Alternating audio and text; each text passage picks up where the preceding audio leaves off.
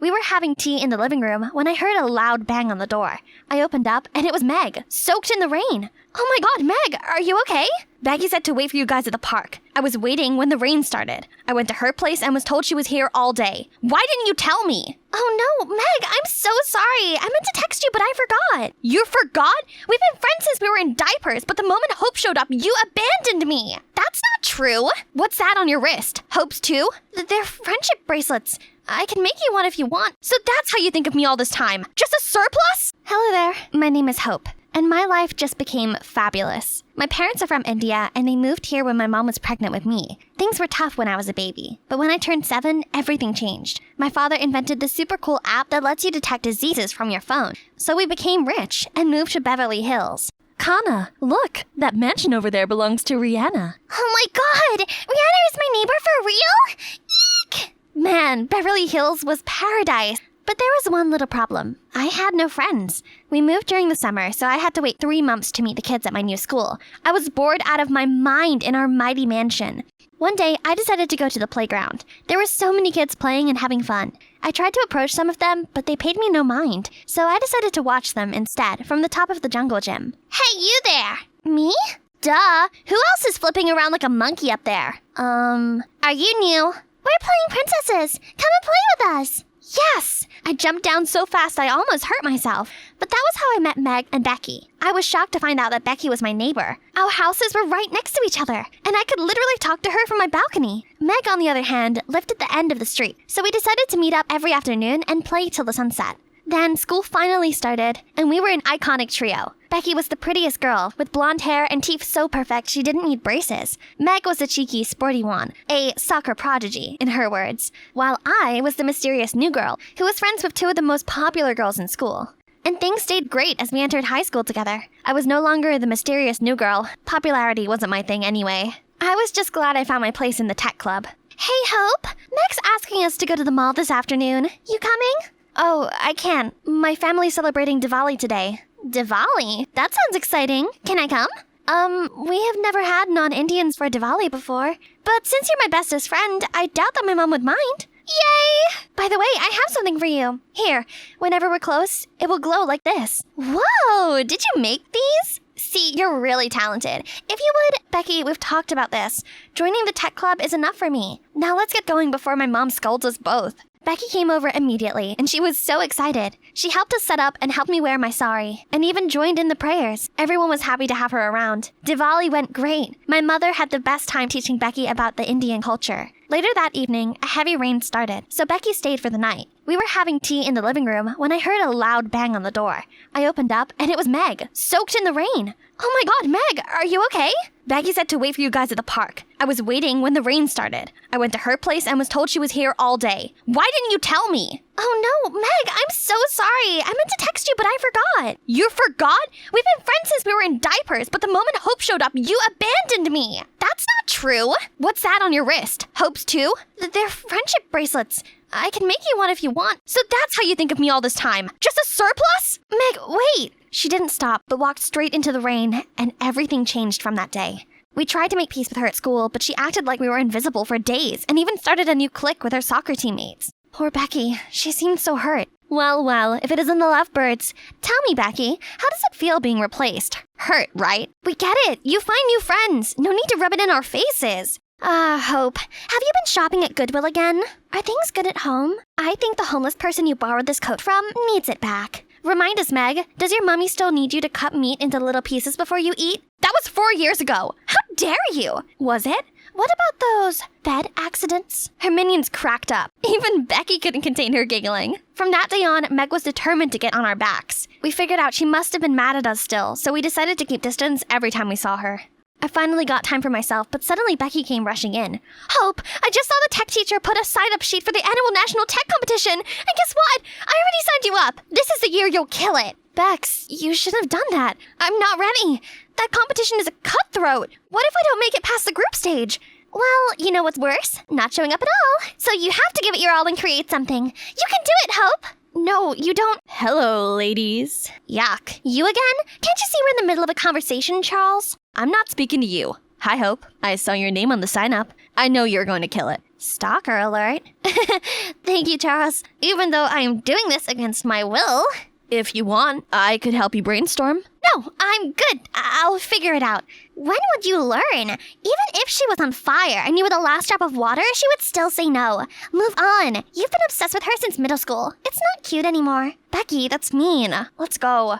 Becky later apologized to me and said she only wanted to help. Besides, the winner gets the prize of a whopping $80,000. I bawled my eyes out at the amount of zeros. That's it. I decided to give it my all for this one. I was working all night on designs, which made me so tired and cranky at school. But so far, I had nothing.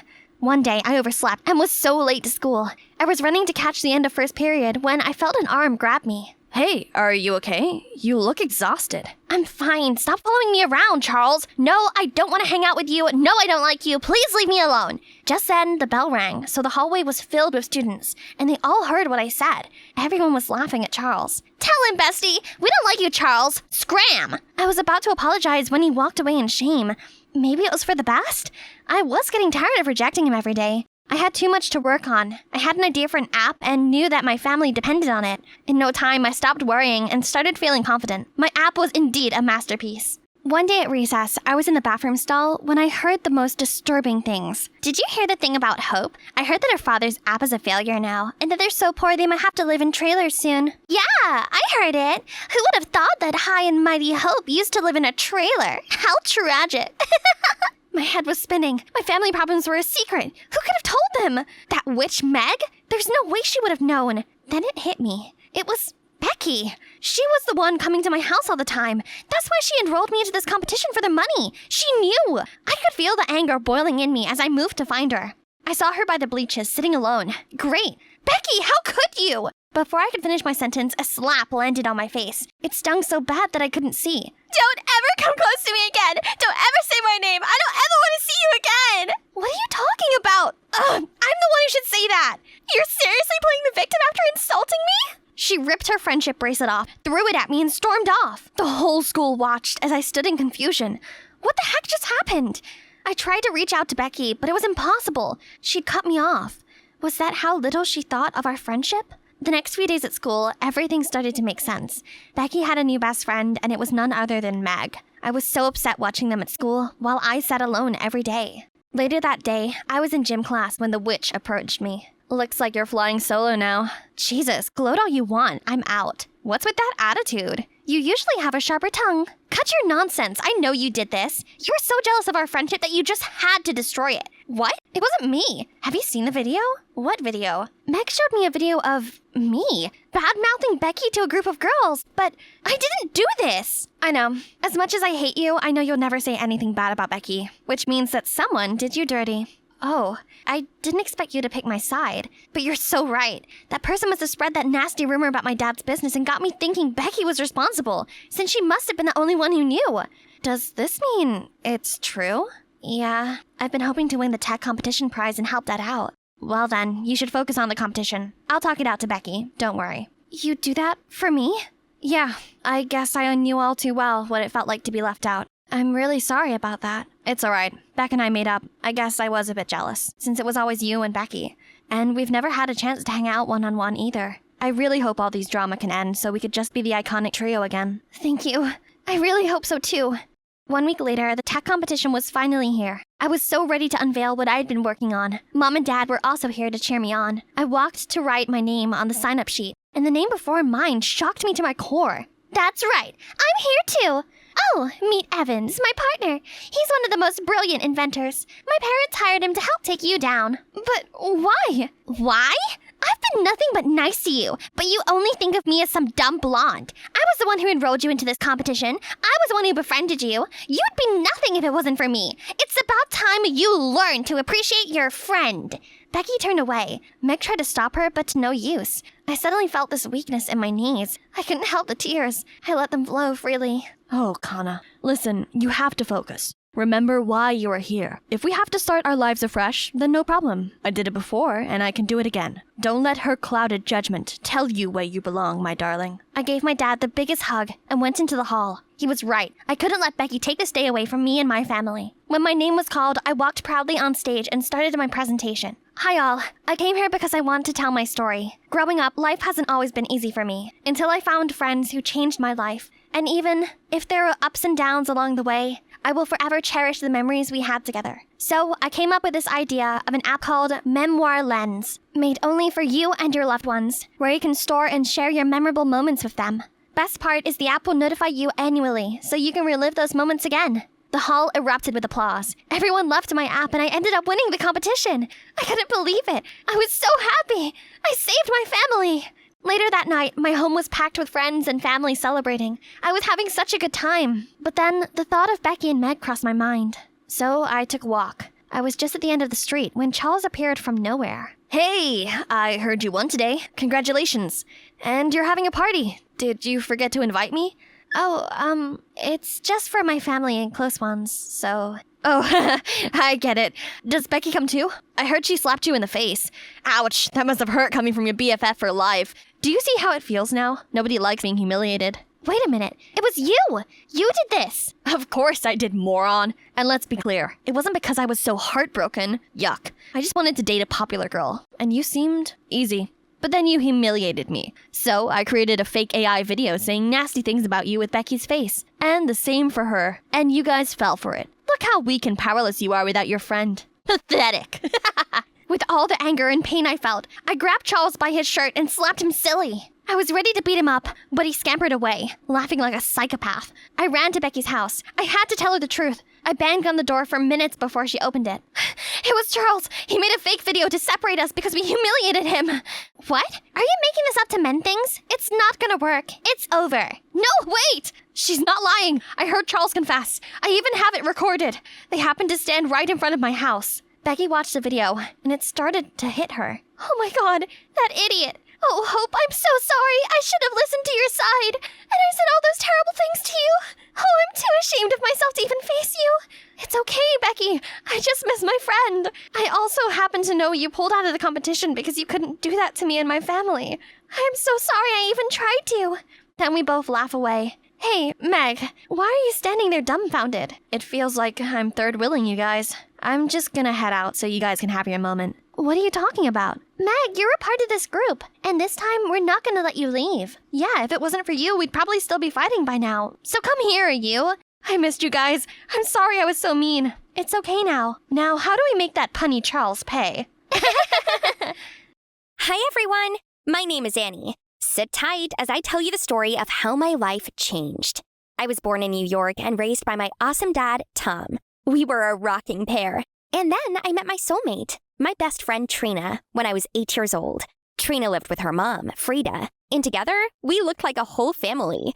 We used to have dinners, picnics, and even birthdays together. You know what would be amazing? Imagine if our parents got married. Then we would be sisters. Gosh, that would be the best thing ever. Girls, enough daydreaming, please. Yeah, girls, Frida and I are friends, just like you guys are. Our friendship only got stronger with time. We could spend all day together and never have to worry about getting bored. OMG, I just remembered! Jackson's party tonight. Do you think Crosby will be there? God, stop being a creep. I am not going to a party for you to gawk at the boy and never speak to him. It's been 5 years. Either talk to him or move on. I'm getting there. Just biding my time. Oh, and who's this boy, you may ask? Well, only the dreamiest guy ever. And hopefully, my future boyfriend, too. Crosby's a senior at my school, and this year is my last chance to tell him how I feel before he goes off to college. Trina was right. Enough stalling. Time to make my move. Tonight at Jackson's party, I am going to talk to Crosby. For real this time, or are you going to chicken out as usual? For real! Sure thing. I'll believe it when I see it. I spent 2 hours getting ready that night. Hair check, outfit check, face double check. Mission Crosby was ready to go. Where are you going? Jackson's party. I told you yesterday. Oh, well, tell them you're going to be late. You promised to volunteer at the community center tonight. What? Dad, come on! The happiness of my high school life depends on this. I will volunteer extra time tomorrow, please. Nope, you know the rules. A promise must be kept. You can still party afterwards. Now let's roll. This was beyond frustrating, but I had to keep it together. After texting Trina to go on first, I was ready to speed run this chore. At the community center, I did everything at lightning speed. And after an hour, Dad finally let me go. Phew! I touched up my makeup and headed out. I had been rehearsing my words to Crosby every night for the last 5 years. There's no way I was going to blow this chance. I walked in, but there was no sign of Crosby or Trina anywhere. I headed towards the garden, hoping to see either one of my favorite people, but instead, my heart stopped. I saw Crosby and Trina kissing. What's going on? Annie, wait, it's not... I walked out of there as fast as possible. How could she? My best friend, out of all people. I couldn't even tell which hurt more. Seeing my longtime crush with someone else, or being betrayed by someone I regarded as my own sister. I was so hurt. I didn't want to tell anyone, not even my dad. So I ran straight to my room and cried myself to sleep. Overnight, my phone blew up with 1 million messages and calls from Trina, but I didn't want to hear anything from her at that point. The next day, my eyes were so puffy from all the crying that I had to hide them behind sunglasses. Trina still tried to approach me in the hallway. Hey, did you get my messages? No, I don't care what you have to say. I deleted them. Without listening to them? What could you possibly have to say?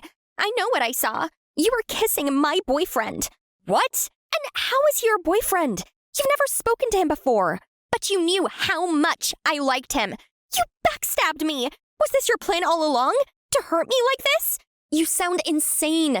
You are my best friend in the whole wide world. Shouldn't you be giving me the benefit of the doubt and at least hear me out? Well, I don't think this friendship can be saved anymore. I left Trina standing in the hallway.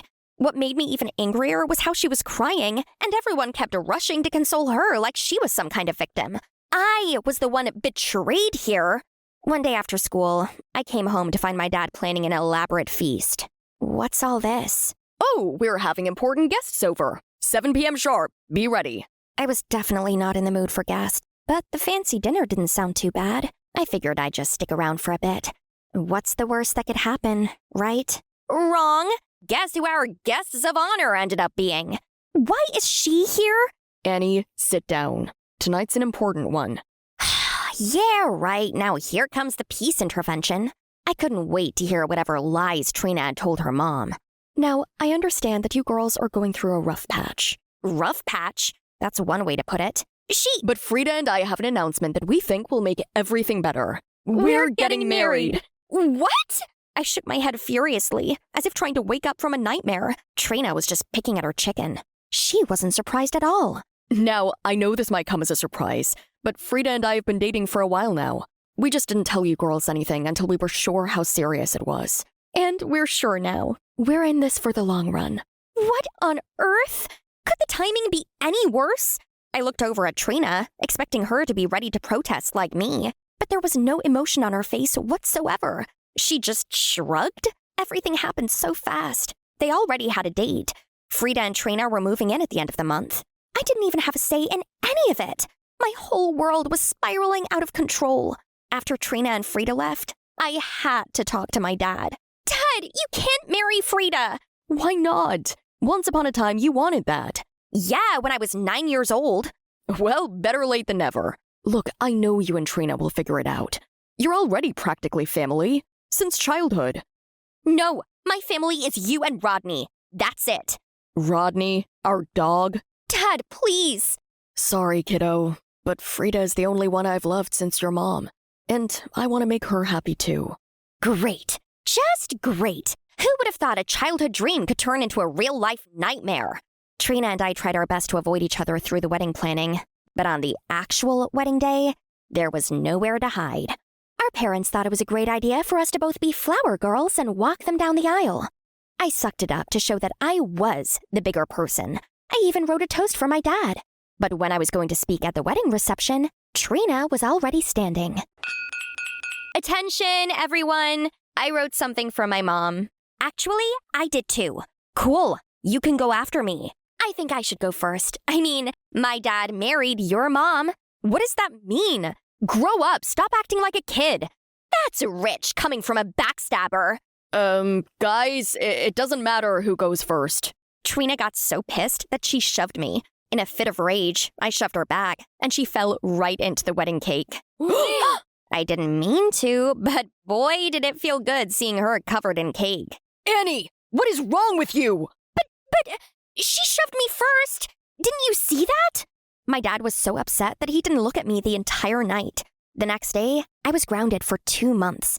On top of that, I also had to write an apology letter to Frida for ruining their wedding. And what punishment did Trina get? Absolutely nothing. None. Talk about unfair. 2 weeks after the wedding, Trina and Frida moved into our house, and my streak of disastrous days continued. Now, I don't understand what is going on here, but it ends today. You are sisters now, and I need you guys to act like it. My husband and I are going to dinner, and you two have to get along alone tonight. What about dinner for us? I'm glad you asked. Here's some money. Try to agree on what to have for dinner. Good night. Yeah, like that's gonna be such an easy task. I'm ordering pizza. Nope, I want a burger. Then order a burger. I'm getting pizza. There's not enough money to get both. Use your brain and think. This was no time for her nonsense. I quickly grabbed the money Dad left. Trina tried to snatch it back from me, and the bill ended up being ripped. Look what you did! Once again, we started shoving each other around, just like on the wedding day. But this time, Trina pushed me, and I accidentally knocked over Dad's flower vase. Ouch! Then she just went into her room and slammed the door. No apology, nothing. Now what were we supposed to do about dinner? So, thanks to Trina, instead of a delicious pizza, I had to settle for whatever leftovers were in the fridge. When our parents got home and saw the mess, I had to be the one to explain what happened since Trina was still sulking, and they were furious. Now both of us were in big trouble. My antique vase! I am so disappointed in both of you. You couldn't even have one meal together in peace without making a whole mess of the house. I tried, but she tore up the money. That's a lie! I don't care. Go to your rooms. You are both grounded indefinitely. Fine by me, as long as I didn't have to interact with Trina anymore. But being grounded meant coming straight home from school. No parties, no hangouts, no nothing. The boredom was starting to get unbearable, which only fueled my dislike for Trina, even though we barely spoke or even saw each other since the incident. One evening, we were all home when the TV reported a hurricane warning. Immediately, loud thunder exploded, sending our dog Rodney bolting for the door. I ran after him, but he was too fast and fell right into a pond. I knew I had to save him. Rodney couldn't swim. But before I could react, Trina had already jumped in. I had no idea she had been running with me. She got Rodney and handed him to me. But it could have been dangerous for you too, you know? Yeah, but I know what this dog means to you. As she walked away, conflicting feelings swirled in my head. Did Trina really just risk her life to save my dog? Rodney was the last gift I got from my mom before she passed. And I had told Trina that, back when we were close. Later that night, I couldn't sleep, so I went to Trina's room. Hey, thanks again. I'm still shocked you did that for me. I would never do anything to hurt you. Not now or ever. But I'm tired of this. Look at this video. I sent it to you that night. I owed her this, to at least hear her out now. I played the video and was rendered speechless. It was a CCTV clip of the garden that night at the party. Turned out, Trina and Crosby, they weren't kissing. I had to beg Jackson to get me that CCTV footage. I knew how important that night was for you, and I wanted to make sure Crosby would take you seriously when you confessed. So I thought maybe I should talk to him first. But the music was so loud, I had to lean to talk into his ear, and that's when you walked in. The fact that you thought I could hurt you like this. Oh gosh, how could I have been so quick to judge? I am so sorry. I should have heard you out. Annie, it hurt. Still does. The fact that you just readily threw our entire friendship away over a boy without a second of hesitation. You wouldn't even listen to me. We've dreamt of becoming sisters all along, but when it finally happened, all we did was fight. I know. It's all my fault, Trina. Please forgive me. Just go back to your room, Annie. I need some space. Trina wasn't ready to forgive me, which was completely understandable. But I missed her so much. I needed to make it up to her. So, one afternoon, I planned a picnic in our backyard. What's all this? A peace offering. It's me saying how sincerely sorry I am. If you give me another chance to be your best friend, I will never hurt you again. Please, Trina, can you forgive me? This is nice and all, but I'm sorry. We can't be best friends anymore. Because we're sisters now. Oh, thank goodness! I missed you so much. Me too. Finally. I always knew they would work things out. Yes, all right, so my dad had been right all along. From that day on, our life was happier than ever. A childhood dream that briefly became a nightmare had finally turned back into the dream life. Misunderstandings really can lead to terrible consequences. But as long as we remember to communicate openly and be willing to hear each other out, we won't lose our loved ones over silly fights. Hi there, I'm Maxine Coleman. I'm the only daughter of 2 world-famous rocket scientists. Since I was little, I was brought along each time they made a television appearance, and my +1 was always my best friend, Gail. What's your secret to such success? Well, we've both loved science since we were kids and decided to devote our lives to it. And family is our biggest motivation. It's not rocket science. Whoa, your parents are so cool! On our way home, Dad asked me, So, what's your dream, sweetie? while I was scratching my head for an answer, Gail already said, I want to be a talk show host, just like that lady tonight. That's great. You can definitely do it. Don't worry, Maxine. You'll soon know yours. However, both Gail and I had problems learning. While Gail struggled to say a proper sentence, reading and writing gave me the hardest time. Naturally, we both hated school. My parents took me to the doctor, and I was diagnosed with dyslexia. He also said I'd have much difficulty in school and wouldn't achieve high academic results. I was quite upset to hear that, but my pop-pop, who was a high school teacher, wasn't pleased with that remark. Nonsense. Maxine's very bright. Dyslexic or not, she'll succeed with the right method. Since then, Pop-Pop began helping me and Gail study. Each time we finished a book, he'd give us little rewards. He also introduced us to sports, and even brought us to cool places like museums, galleries, and aquariums. From the moment I stepped foot in the aquarium, I knew this place is right up my alley because dolphins! Look, it's following me! I immediately told my parents the good news that evening. I found my passion. I'll become a marine biologist when I grow up. Years went by, and school wasn't scary to us anymore. Thanks to my pop-pop, I'm now at the top of my class and excel at biology. Dyslexia didn't have much effect on me. Meanwhile, Gail got rid of her stutter and became much more confident. We're like Superman and Batman, always side by side, working towards our own dream. Professor Coleman, please tell us more about your latest research on marine life. This is my life's work, which has been under development for the last decade.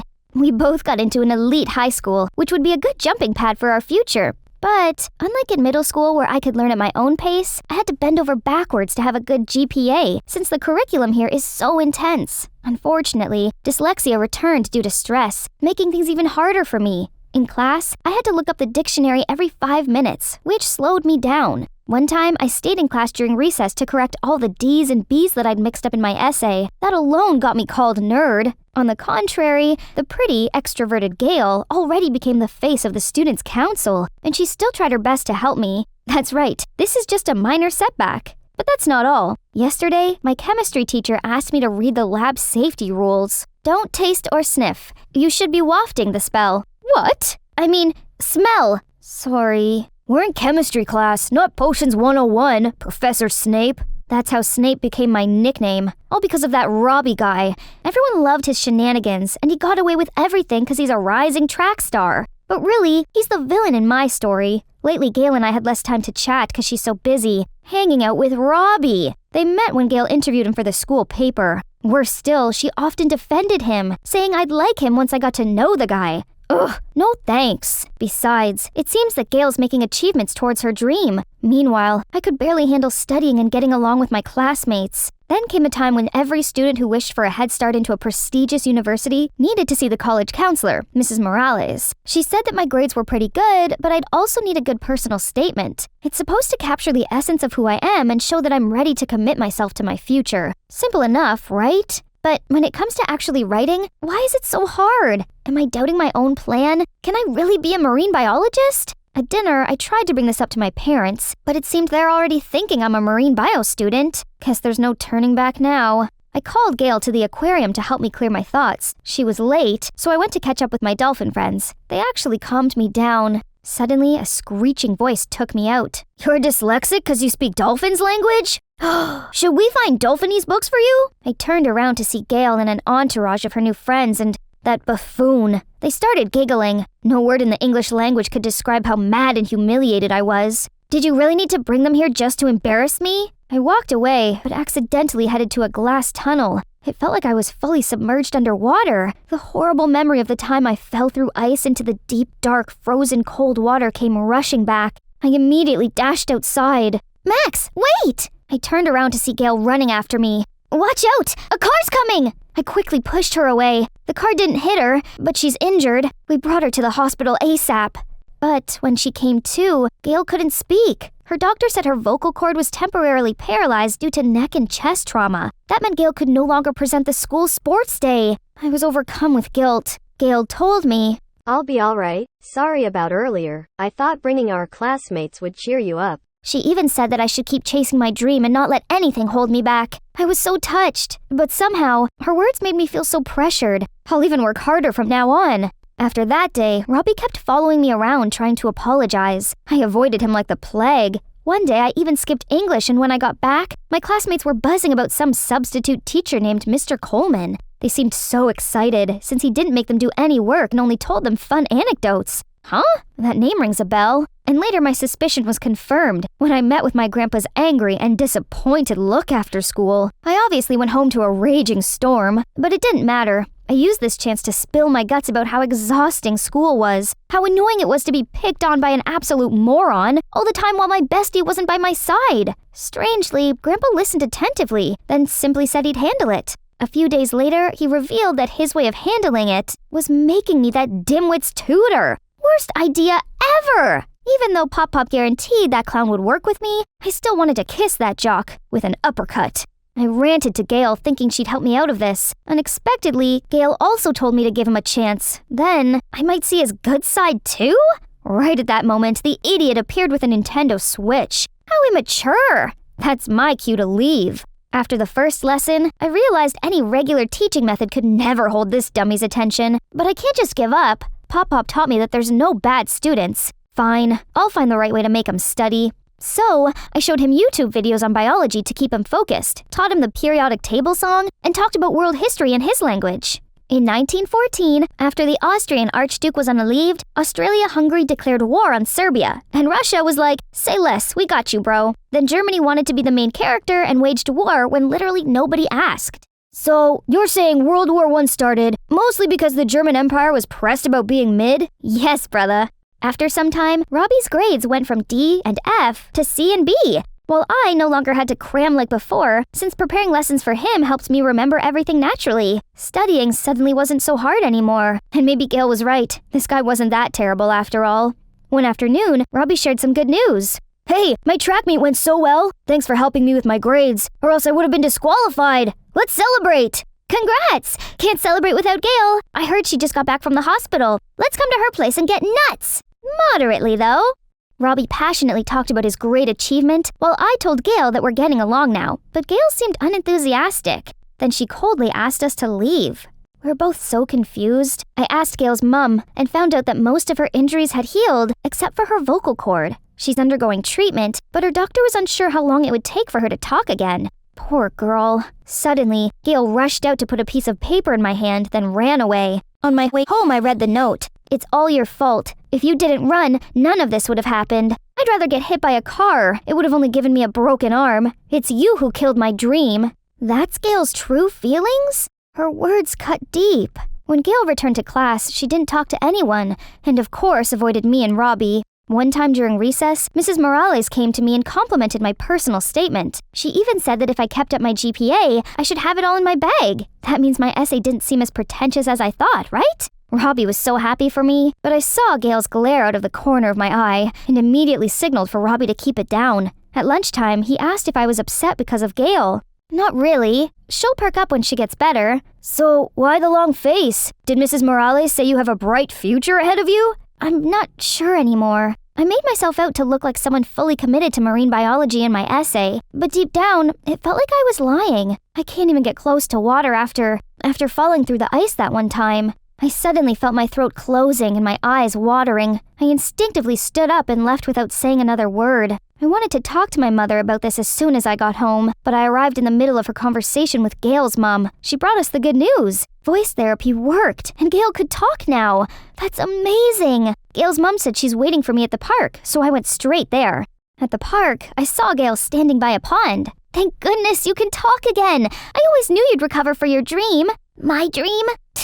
It's turned to ashes. Then Gail told me that although she could talk again, her buttery smooth voice didn't return. Oh no, I was dead inside and tried my best to comfort her. I still believed she could overcome this and regain her voice, the same way she got over her stutter. Easy for you to say.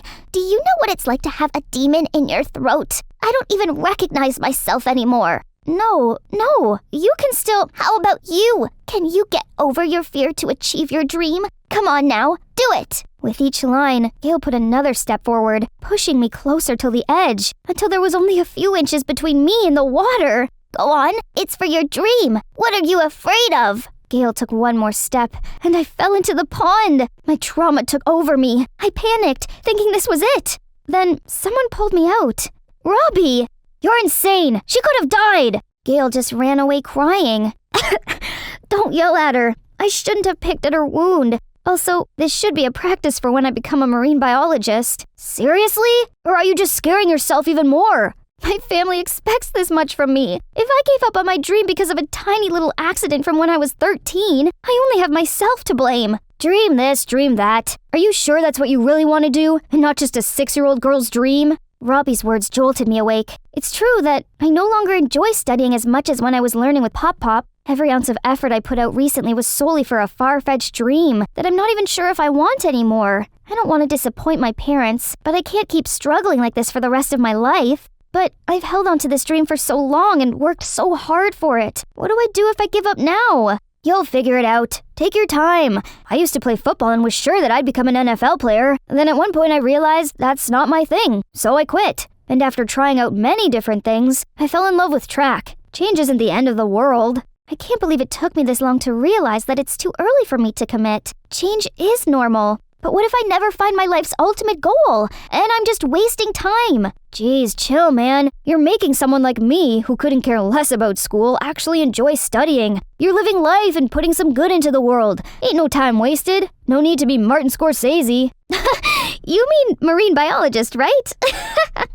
But thank you. I needed that. I came home to see Gail crying to my very concerned parents. Mom jumped to embrace me when she saw that I was drenched. Gail told me everything. Why didn't you tell us? We're so proud of you, and nothing would ever stop us. So, Gail revealed my fear of water from that accident when I was 13, and how much I tried to overcome that fear from my childhood dream. It's so difficult for me to talk about it, mostly because I can't admit to myself that accident left a scar on me, so I'd suppressed my pain all this time. Telling both my parents about it now actually felt liberating. Luckily, they're very understanding and allowed me time to find my true calling. As for Gail, I'm sorry. I was so frustrated with myself that I put it all on you. It's not your fault. Turned out, when Gail ran off, she was hiding behind a bush nearby and overheard my conversation with Robbie. His surprisingly wise take moved her as well. Gail said she'd keep doing therapy for as long as it'd take. Yes, I believe in you. If voice therapy doesn't work out, becoming a heavy metal rock star doesn't sound too bad.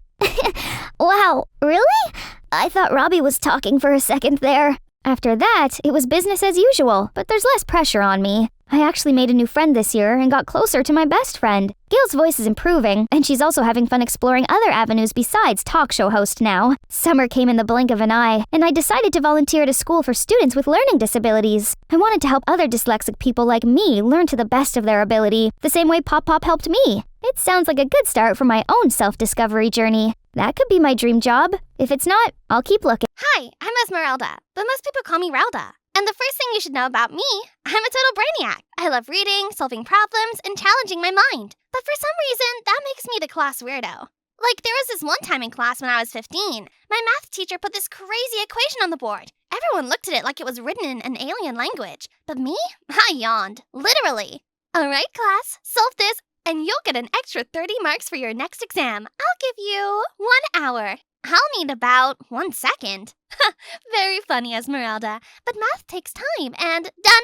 The answer is 3,642. She's right. At that confirmation, my class was in chaos. She's a witch! And this is why no one invites her to parties. Sorry for having a brain, everyone. Sure, they hated me for being too smart, but when it came to competitions, maths, science, even arts, they needed me. With my bestie Annie by my side, we always won. Annie and I were two peas in a pod. Our brilliance made us really popular at school, but it also intimidated people. Guys avoided us like the plague, much to my mom's dismay. Quick introduction about my mom. She's like a teenager in an adult body. She always encouraged me to be more like my big sister, Eva, who was prettier and popular among the boys, but nowhere near as smart as me. I was actually in the same class with her because I skipped 2 grades. Go figure. There you are, skipping the picnic again? How will you ever get a boyfriend if you're always cooped in here? The Smiths have a cute son you will like. Mom, you've set me up with like 20 guys this month. Mom was set on matchmaking me with her friend's sons, hoping for a teenage romance. And Eva supported her because she was the typical big evil sister who loved to see me uncomfortable. The boys were always too dim for me, but Mom never gave up, so I played along like a good daughter.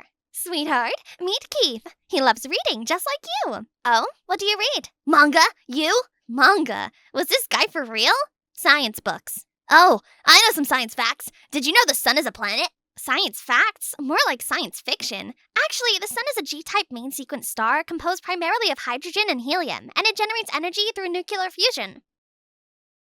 Everyone was gaping, and my mom looked like she wanted to kick me. I'll go meet up with the others. See you around. I knew I was in deep soup with Mom, but no way was I dating a human potato just to please her. The second we got home, she pounced, but I was ready. What was that? Keep showing off and you'll end up 60 years old, still single with cats for babies. So what? I should dumb myself down to get a boyfriend? Yes, please. Not happening. There's gotta be someone who likes me as I am. Maybe some ugly nerd like you. Better an ugly nerd than a hot idiot like all your boyfriends. I tried to shut out their words, but really it bothered me. Was there a guy out there who saw my brains as an asset, not a problem?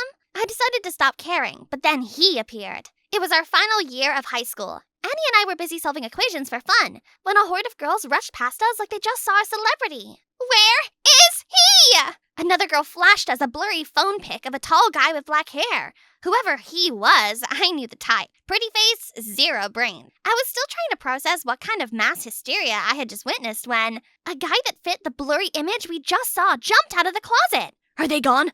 I've never seen a guy that handsome in my life, and judging by Annie's face, neither had she. Oh no, not another one. Look, before you faint or scream, just know I'm not signing autographs today. So shoot, go away. And just like that, all perfection turned to ash. Excuse me? Who on earth do you think you are? You're a superstar. Did he say my?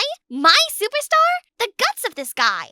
More like a super closet goblin, or a super vain guy who spends hours gelling his hair in front of a mirror. That hit his ego a little. We left him there, baffled. But when we got to class, I realized that Annie seemed a bit out of it. Earth to Annie. Oh my gosh, do you even realize who we just saw back there? A runaway janitor with an ego problem? Are you serious? That was Liam Cross, as in the Liam Cross, award-winning singer, actor, model. It turns out my new arch nemesis was a world-famous superstar, and I was the only one who didn't know him. Great. I'm his biggest fan. I have all his photos on my phone. You'll never notice girls like us, but a girl can only dream, right? Right. I had never seen this fangirl side of Annie, and thanks to me, she might never get that autograph. While she dreamed of Liam noticing her, I prayed to never see him again, but fate had other plans. Everyone, welcome Liam. Liam, pick a seat, please. Anywhere of your choice as our special student. I prayed he'd sit far away, but then... There. Way to answer prayers, Sky Lord! Hope you don't mind, closet goblin.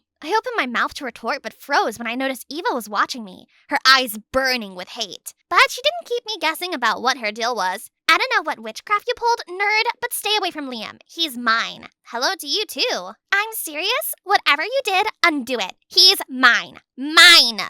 Was my sister for real? Fine. Abracadabra. The rock star janitor is free from my spell. All yours. I didn't want any trouble with Eva, so I made a mental note to avoid Liam as much as possible. And was successful for some time, until the universe pulled a number on me. Our final exams were in a week, but instead of studying, Eva and Mom had the brilliant idea of throwing a neighborhood party. I couldn't concentrate there, so I went to the school's library to read instead. Suddenly, the lights flickered out, and I realized I wasn't alone. A sudden thud echoes from a dark corner of the room. Ah! Who's there? Either the library was haunted or someone else was here, but I wasn't going down without a fight. I have a weapon, and I will use it! Just as I was ready to strike, the lights flickered back on, revealing, Ah! Liam! Were you about to beat me with that? Depends. Are you the Candyman? No, I was here to study. It's the only place I get some peace. You study? Wow, just because I'm famous doesn't mean I'm dumb, you know. Oh, really? What exactly are you studying? Better not be some comic book. Advanced calculus, deriving the rate of change for a 3-variable function. You? I fought hard to hide how impressed I was. Quantum mechanics. Light can't pick between being a particle or a wave, so yeah, kinda busy. Guess that makes 2 of us. What do you say? Let's study together. For the first time in my short life, I genuinely enjoyed a guy's company. I had judged him as another arrogant celebrity, but I was so wrong. He even had his driver drop me off at home. Thanks for the ride. Anytime. Hey, there's this arcade I sneak into. Want to come this weekend? I was nodding my head before he finished. Yes! Sure, I'll destroy you. It's a challenge. See you Sunday, Ralda. I forced back the shiver on how he called my name and bounced into my house, only to find Mom and Ava had been eavesdropping on us all along. Real mature, guys. You and Liam? How? Why? What is happening? Relax. We just got stuck in the library during the storm. He was studying. Liam? Studying? With you? That's impossible. He's too what? Too good looking to have a brain? Mom, tell Ralda to back off. Liam's mine. They're even planning a date. Ralda, maybe you should rethink this. Of course, Mom always took sides with Eva. Rethink what? We're just friends. Hanging out doesn't mean we're dating, and even if we were, what? He's too good for me? Sweetheart, I just think Eva and Liam make more sense together. They both have that effortless charm. And I don't? You're just, different. That word, different. It had never felt like a compliment. Go ahead, Mom. Call me a weirdo like everyone else. You know, sometimes I wonder if I'm truly your daughter. I was done letting Mom push me around. Ralda! So, against their wishes, I went to the arcade to meet Liam. He had paid the arcade off, so it was just 2 of us. Because if anyone recognizes me, I'll be mobbed. One of the perks of being famous, I presume. Come on. Ready to get beat? The time at the arcade was the best I had had in a while. I won some, he won some. The day went by so fast, and before I knew it, Liam was walking me to my door, but I wasn't ready to say goodbye yet. I had fun today. Me too. And then, somehow, we were wrapped in a hug. I felt warm, steady, safe. The sudden burst of camera clicks made us tear away. Oh my, you two are perfect together. Hold still, just one more. Oh, young love. Mom, what are you doing? Ralda and her boyfriend sitting on a tree. K-I-S. Mom, we're not Liam, right? I just want you to know you have my blessings. Thanks, ma'am. I'll remember that. How did Mom go from warning me about Liam to encouraging us? Then I got it. This was her silent apology for last night. I happily linked arms with Mom and we made up. Just as we happily walked inside, we saw Eva standing there, watching us. Mom, you're taking their side? Sweetheart, I thought you wanted Liam for me. You would have to look elsewhere, Eva. I don't want you two fighting over a boy. Your sisters first. For once, Mom stood up for me over Eva, but it wasn't my happy ending yet. In the whirlwind of my new Mom-approved friendship with Liam, another friendship was slipping away. Hey, Ralda, my brother's throwing a party this weekend. You have to come. Annie, I already have plans. It's Liam again, isn't it? Gosh, she made it sound like I was cheating on her. I told Liam we'd check out the new park. Look, he's just playing with you. Guys like him don't roll with nerds like us. You better wake up. That's not true. He really likes me. Annie, I'll make it up to you, I promise. Movie night today? Whatever. I promised myself I'd call her later when she'd hopefully cooled off. But I totally forgot when Mom took us out for dinner to celebrate her promotion. To finally moving up in the world. Everything was going well, except for Eva's apparent ongoing grudge for me. I wouldn't put it past her to poison me. The moment the thought left my mind, my face started itching and my throat began to tighten. Mom, something's wrong. Ralda! I would have blamed Eva for what was happening, but I knew better. I had experienced this before. It's our seafood allergy! The last thing I remembered was Mom calling an ambulance and Eva recording a video to show the doctor. And then, darkness. As scary as the reaction was, recovery was a breeze. I was discharged the same day. Annie visited after I told her, but I kept it from Liam. I didn't want him to see me like this. Wow, I know you told me it was bad, but seeing it? Geez, Ralda, that's next level allergy. Thanks for the words of comfort. I'm getting snacks. I was just relieved I was getting along with everyone. Annie, Liam, even Ava seemed to have cut me some slack. What I didn't know was that it was the calm before the storm. The next morning at the school assembly, I was barely listening as the principal droned on when I noticed something odd. What? Something on my face? Instead of responding, the giggling and pointing at me only worsened. I glanced over at someone's phone and felt my breath leave me. The video! My swollen, lumpy face from yesterday. My worst moment had gone viral. Attention, students. Our school has a very special student. She may be a genius at math, but she's clearly failing in attractiveness. Liam, is Miss Mutant Face really your type? Everyone burst out laughing, and I desperately searched for Liam to see his reaction. I couldn't stand the disgust on his face, so I ran out of the hall. Eva had to be the one behind this. She's been against Liam and I since day one. When I saw her, my fury exploded. What on earth is wrong with you? Excuse me? You leaked my allergy video. I knew you were petty, but this? You'd humiliate me over a boy? Look, I won't lie. I've been jealous of you. You're younger but smarter, always ahead. It's embarrassing. And yeah, maybe I hated that sometimes, but I'd never do this to you. You're still my baby sister. Something about Eva's tone convinced me that she couldn't be lying. Then, who? The night Annie came over, I noticed someone copied a file from my phone. I didn't know what it was because the history was deleted, but maybe you should ask Annie. My stomach twisted into knots. But she's my friend. At Eva's urging, I confronted Annie. You did it, didn't you? You sent that video. You humiliated me in front of everyone. Why? Yes, I did it. Want to know why? Because you broke the cis code. We were supposed to be the same. The nerds, the outcasts. But then you got him. Liam frickin' Cross, the only guy I've ever loved. You betrayed me. You're sick. Liam and I are just friends. Apologize now or I'm reporting you. Go ahead. You have no proof. No witnesses. It's my word against yours, babe. Before I could respond, Ava and her friends popped out as planned. Actually, it's our word against yours. We heard everything, Annie. And now we have proof. Annie couldn't lie her way out of the offense. She was suspended the next day. With that dust settled, I couldn't bring myself to see Liam. I couldn't shake the thought that he must see me differently after what happened. But one day he caught me. Rada, wait! Can we talk? If this is about that vid... I don't care about that stupid video. Seriously, do you think I'd stop liking you over an allergy reaction? I tried checking on you, but you kept running away. Because I thought you'd be disgusted. Not even close. My heart was racing. So, everyone keeps assuming we're dating. What do you say we make it real? After all, we have your mama's blessing already, right? Don't feel pressured to pretend to be someone you're not. There will always be someone out there who loves you for who you truly are. So just be you. Under the giant oak tree, a perfect springtime breeze. His face was just inches away from mine. Deep inside, I knew this was the moment. And just as he leaned in, wait, but I have a child. You what? Holy frogs! Did I just say I had a child? Before he could react, I did the only thing my mind could process. I ran, never once daring to look back. Because if there's one thing that really scares me, it's committing to a relationship. Want to know why? Stay with me as I take you through my story. But before that, please click like and subscribe. I'm Hazel. Yeah, with hazel brown hair, obviously. Can you believe I was just 5 years old when I went to my first nightclub? Yep, my dad was one of a kind. Darling, are you dressed up for date night? And he never changed. Ever. Ready for date night, darling? Dad, come on, this is your 129th date. And I'm old enough to stay home alone now, so please, just go. Fine. But listen, no matter who I meet tonight, you're still my #1 girl, alright? Dad wasn't lying. He dated N number of women, N number of times. But there's only one he's truly committed to. Me. But that made me feel guilty sometimes. Dad, why don't you try to get serious with someone? I know Mom left the moment I was born, but that doesn't mean you have to be single and sad with me your whole life. Single and sad? Darling, relationships are sad. They just bring pain and tears. But now you're looking at the happiest man in the world. Woohoo! And that stuck with me. I decided I was going to be happy doing whatever I wanted, however I wished. All was cool until one of Dad's dates, Laura, started messing things up. Honey, I can't believe I never asked you this before, but would you like to go to school? You know, the real one with principals and desks. No? Why, Dad? You don't want me at home anymore?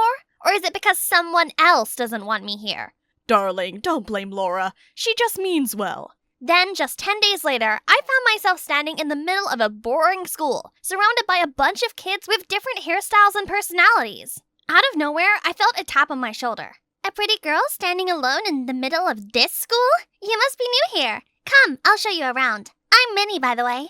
Minnie and I spent the day hanging around the school. I knew she was going to be my first real friend, but I felt there was more to Minnie than what I saw. We laughed together, studied together, but she never told me about her family. Never. Not even where she lives. Are you close with your family? You never really mention them. It's complicated. Don't stress your beautiful brain with that. Oh, did you smile at the baseball captain, Mike? Now he's telling everyone that the new billionaire girl in school is his girlfriend. Really? That sounds interesting, but I'm not that interested in dating, though. The first few days were a breeze. I quickly became the most popular girl in school and was getting tons of proposals every new day. But then one day, Mike hit me with the biggest twist ever. Hazel, at first I thought you were just passing by my life, but now I realize that you are my life. Would you be my partner for the annual winter dance next week? Huh? You mean dancing? Sure, I love dancing.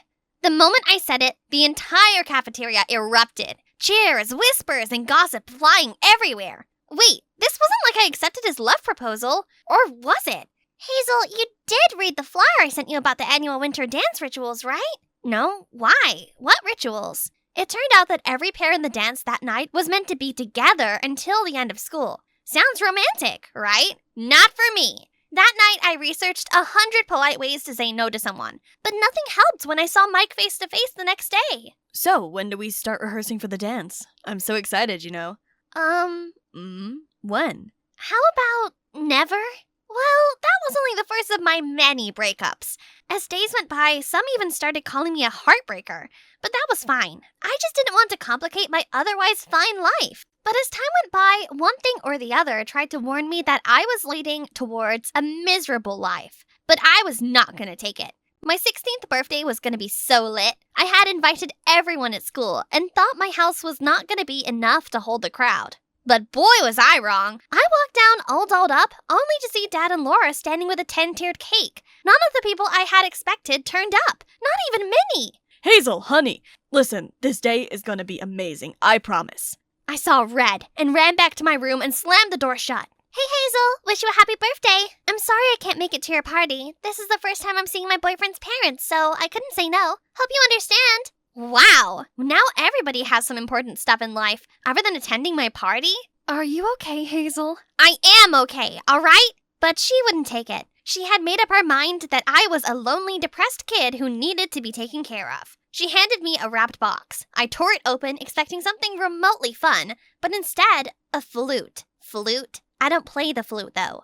Playing flute was one of the things that can make me feel at ease. You should give it a try. Laura sounded honest and emotional. Kind of made me see her differently. Before I could react, suddenly loud crackers burst from outside the window. Then I saw my name written in the sky. Oh my God! Is it? Yes, your dad. He loves you so much. We all do. Later that night, I was practicing my first broken tune when I heard a reply from outside, and it sounded so well trained. Who was playing? I opened the window, put on my slippers, and sneaked out. The deeper I went into the nearby woods, the louder the mysterious tune became. I must be getting close. But right after a few steps, my slippers slipped and I fell into a muddy puddle. So much for peace and flute. I struggled to get back on my feet when a hand reached out to me from the dark. Ah! Ghost! Ah! You're a ghost? No, what? I meant you. When I finally saw him clearly, I realized he was a boy my age, standing under the giant oak tree. Turned out he was Fen, a boy from the local tribe who lived on the other side of the wood. And apparently he was the one who played the flute. We did some talking, and I told him about my so-called birthday party. For the first time, someone actually paid attention. Birthday, you say? Just wait here. He left me and ran somewhere deep into the woods. Then suddenly, I heard loud twigs snap and footsteps approaching me. I was pit scared and closed my eyes tight. When I opened them, a bunch of little kids dressed like tribals stood around me with fruits and flowers. Now this is how you celebrate a birthday. He started playing his flute. Some played drums, and for what seemed like hours, we were all laughing and dancing like it was the best party ever. It was nearly dawn when Sven walked me back home. Thank you. Goodbye then? Goodbye. And if you ever want to spend some time here, walk up to this mark and play your broken tune. Rude, but fine. I'll come by. Also, hey. His crystal green eyes gazed into mine. My heart skipped a beat. Phew! What was it that I just felt? I no longer wished to explore that feeling, so I sprinted home. But I surely knew I was going back to his place very soon. The next day at school, I wasn't even that mad at Minnie when she apologized for missing my birthday bash. It's alright. Can't say it was a bad day after all. Oh my! Look at your face! Are you blushing? Gosh, no! You know me. Nothing serious. I did meet a nice boy, but I'm keeping it low-key for now. Nothing's official. You have to tell me everything later. Promise? I promise. A week passed, and one evening as I reached home, a big shock awaited. We're getting married! What in the world? My dad, the man who used to say commitment is hell, was gonna marry someone? Hazel, look. You probably think I'm some witch who has come to separate you from your dad, but I'm not one. I really care for you. I love you and your dad. But if you don't want this, we won't go through with it, I swear. Laura, you're nothing like the past women my dad dated. Whatever you did for Dad or me, it came from your heart. I trust you. Happy for you, old man. But remember, I'll always be your number one girl. You better keep it to your heart. Of course, darling. Of course. Although I said yes, my heart was troubled, and I needed to vent. I went to call Minnie, but then I spotted my flute on the table. You know how a girl's heart works? I took my flute and went out to the woods. At first, there was nothing. Just the rustling trees and my own echoing notes. But then I heard it. His perfect flute tune. As the song got louder and closer, my heart started beating faster. Boo! Bet you didn't see this coming. Oh, thank you. This is so nice. Well, today is full of surprises. I told him about my dad's wedding plan, and he was super excited. He even started sketching out the decor ideas. That tree right there has some amazing pink flowers, perfect for a dreamy wedding. Then he took me to a beautiful large tree that stood in the middle of the woods. He whistled and suddenly 100 birds flew out of that tree, shedding tons of pretty pink flowers on us. Dreamy, I know! I twirled around like a happy kid, but I suddenly slipped. Luckily, Sven caught me just in time. In his arms, I felt my feet slipping and my mind racing. Well, it's official then. I'll tell my dad you'll do the wedding decor. Sure, and hey, never think you're alone. I'm here. I'm so glad you came today. That was sweet. If I stood there a minute longer, I'd hug him, so I smiled and walked away. Days passed. Sven and I had become super cool friends by then. We even built our own little wooden shed by our favorite tree. Maybe, just maybe, I was starting to fall for this guy. Dad's wedding day arrived. Everyone appreciated the decor Sven was doing in our garden.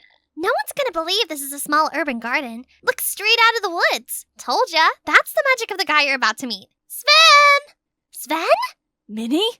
Somebody tell me what's going on. She's my twin sister. Holy crabs! I was falling for my best friend's brother? I wished I could disappear into the air right then, but it was time for the wedding. Minnie and I stood quiet, a million questions burning inside. Was Minnie from a tribal background? Was that why she refused to speak about her whereabouts all along? I was in a Rich Go cover, okay? I wanted to blend in. You don't have to explain, Minnie. We're all past those silly misunderstandings. Maybe, but this has to stop. What do you mean? Your rich friend's off limits to me now? Not that, Sven. You don't know about her. No offense, Hazel, but I can't just stand by and watch you break my own brother's heart like you do with every other guy. Minnie, she's nothing like you know of her. You don't know what she'll do to you, Sven. Enough! Can't you take your sibling fight elsewhere? I need to leave. What a pretty mess I've fallen into. And worse, Sven was growing on me and I had just started feeling something that might lead to a true relationship. Now I must give that up for Minnie? Tears rolled down my eyes as I quickly slid through the dancing crowd straight into my room. Soon after, there was a knock. Not now, Dad! It's me, honey. Sorry, I saw you running and I had to break in. I don't know what got into me, but I just hugged her and cried my heart out. She felt like a mother I wish I had. After hearing everything, she had a perfect idea. You think that'll work? Sometimes, Hazel, the only way to know who's real is to test them. Her words echoed in my head, sounding so simple, so brave. But as I sat on my bed, phone in my hand and Minnie not answering, a knot of dread tightened in my chest. If she wouldn't pick up, maybe Sven would. Sven, I've made my decision. I need to go. I can't be the reason you and Minnie drift apart. You can't leave. What about everything we built here? I'm sorry if this wasn't obvious before, but I really like you, Hazel. Please, I'll talk to Minnie. I'm sorry, Sven, but it has to be this way. Minnie wasn't entirely wrong. I had broken many hearts in the past, so maybe this is what I deserve. Getting my heart broken. Just so you know, I liked you too. That's why I must go. He held my face, and we got so close to having a moment when it started raining. I got to my senses and backed away. I ran out of the woods, Sven following me. Hazel, please don't hurt yourself like this. I crossed the road to my house when suddenly a car screeched right behind me. Sven was in the middle of the road, staring blankly. I rushed to push him away. He fell on the other side as the car sped away. Well, I got some bruises in the process, but the best thing was I saved Sven. Sven and Minnie came to visit me, but this time Minnie didn't look guarded. She didn't look like someone trying to protect her brother from me. She looked like my best friend. Well, that's a relief. Though I did bring these in case you still needed some convincing. I think I'm already convinced. You two are annoyingly cute. I'm sorry I was such a jerk. Sven told me everything just now. You shouldn't leave. I can see that you have true feelings for him. It's all right, Minnie. I won't let you down. We all laughed, and for the first time in a long while, I truly believed in a love that was real. Even if messy, it was honest and quietly beautiful.